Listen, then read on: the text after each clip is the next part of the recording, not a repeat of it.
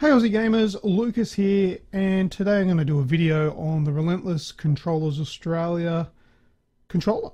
Now, Snoogan's got a controller in his hands last week and he put it through the paces, and I did the exact same thing after Snoogan's gave it to me to have a bit of a go. Now, the first thing I'm going to do is I'm going to run through how you get your hands on one of these Relentless controllers. Now, they're not just a normal controller, they're a pro controller, and there's a controller builder on the Relentless Controllers website. So we're going to go and order one now.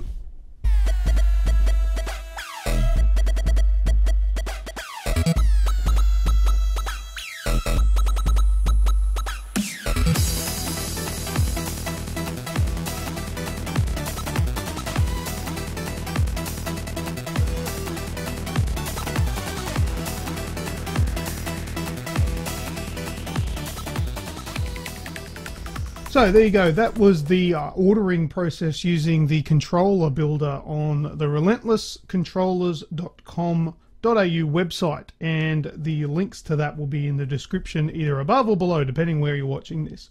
So that's the easy part, and then you've got to wait for postage. But because these guys are from Australia, the postage doesn't take very long. You're not waiting for it to come from overseas at all. So you get your hands on one of these straight away. Now we're going to take a good look at the controller itself. Now, the options that were picked for this controller here aren't necessarily what you will pick for yours. Now, let's have a good look at the controller and we'll come back and we'll go through all the little bits and pieces that this thing has.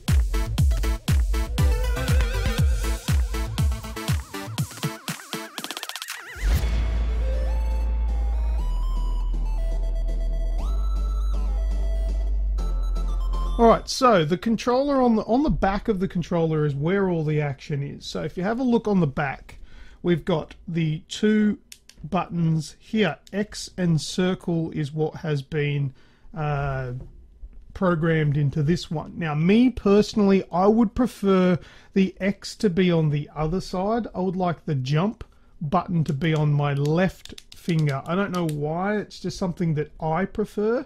And I would prefer on the right hand side for it to be square, not circle.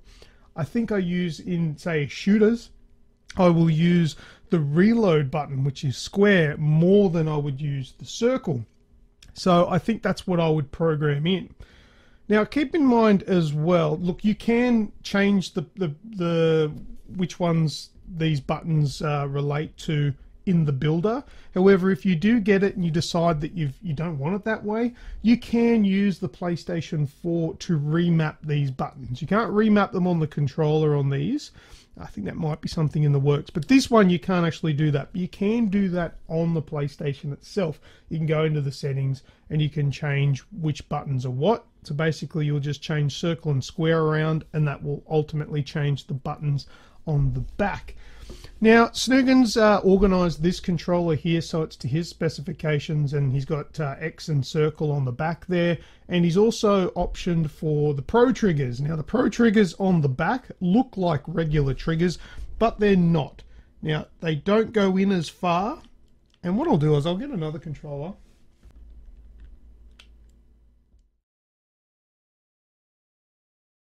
It is slightly less. You'll have to take my word for it on that one. It's very hard to display. However, there is a little bit of an audible click. If you can hear that click.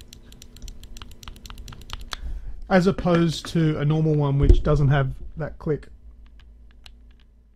It just has travel there. So look, that's what that does. The Pro triggers there, not necessarily good for racing games. So if you're a big racer, don't get the Pro triggers, because it will basically mean that the accelerator and the brake will be full on, full off. There's no in between. It takes away that analog part of the triggers. So really good for shooters because it's just aim down sight and fire, and it's immediate. There's no gradual before it kicks in. That's what the Pro triggers are mainly for. Now Snuggins has also opted for probably my favorite thing beyond the extra buttons on the back, is the magnetic interchangeable sticks. Now if you have a look at the sticks there, if you do have an Xbox One Pro controller, no, what are they called? Xbox One Elite controller floating around, you might recognize them. And these are actually removable because they're magnetic. All you got to do is just pull them off.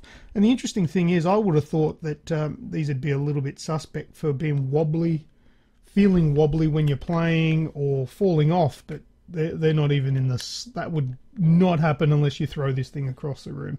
And they're both removable, and it comes with a bunch of other attachments that you would have seen in Snoogan's video. If you saw that one, that was already unzipped. Just zipped it closed.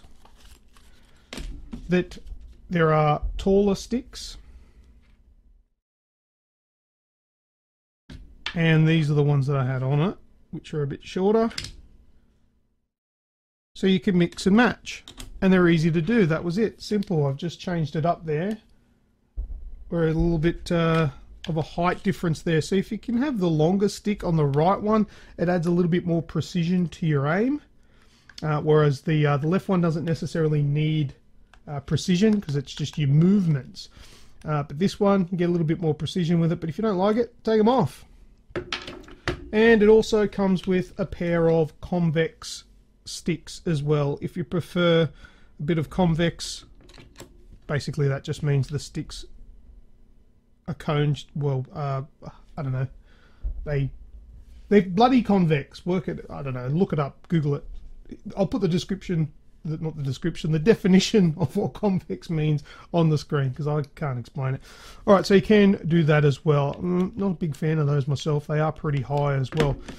So you can mix and match if you like. I like just the standard height ones, but you can change them around so easy. That's it. I've already just put the sticks back on. Take them off, put it on, and they're nice and stable. So there you go. Everything else on this controller is fairly standard except for the faceplate. That faceplate has got a soft touch feel to it. Feels really nice under your hands, and everything else is pretty much exactly the same as you would expect, except for the Relentless sticker that's on there. This is going to turn my PlayStation on, but that'll light up in the background there and show Relentless and their logo. But there you go. That is the Relentless controller. This is a Pro controller that is built using the relentlesscontrollers.com website. Go and check it out, and you can customize your build depending on how much you want to spend and what differences you want. You can change which buttons you want replicated on the back with the Pro buttons on the back there. If I had to be picky, there is one thing that it's really picky and makes no difference to the actual usability of it. But have a look on the sticks. If you move all the way to one side, you can see there's a gap there. It's obviously not designed for this controller. It's an Xbox thing. And on this side as well, you can see that gap there underneath the stick. That's been super picky. One other thing as well, the back buttons, loud click, real loud click. If you got headphones on, who cares? It doesn't really matter. It is a satisfying click where they're placed, and it feels real good for your fingers, but super loud. That's probably going to piss your wife off or your significant other. But at the end of the day, who cares? This is a really cost-effective way of getting yourself into the Pro controller market without spending, you know, $300 plus to get a scuff which comes from overseas, and you're probably going to wait 3-4 weeks for delivery. These things are going to come just in regular Australia Post from Australia, so it's not going to take every single day of the year to get to you. But anyway, that's all I've got to say about the Relentless controller. Thank you very much for watching, and if you've noticed the shirt I'm wearing here, this beautiful shirt here with Aloy on it, that's from tpublic.com. Go and check them out. They've got a big range of t-shirts there. They don't just do t-shirts, and they don't just do gaming stuff. There's a whole bunch of stuff there, but go check it out. And I don't know what that was meant to be. I'll see you next time. Lucas here, Aussie Gamers Express. Peace!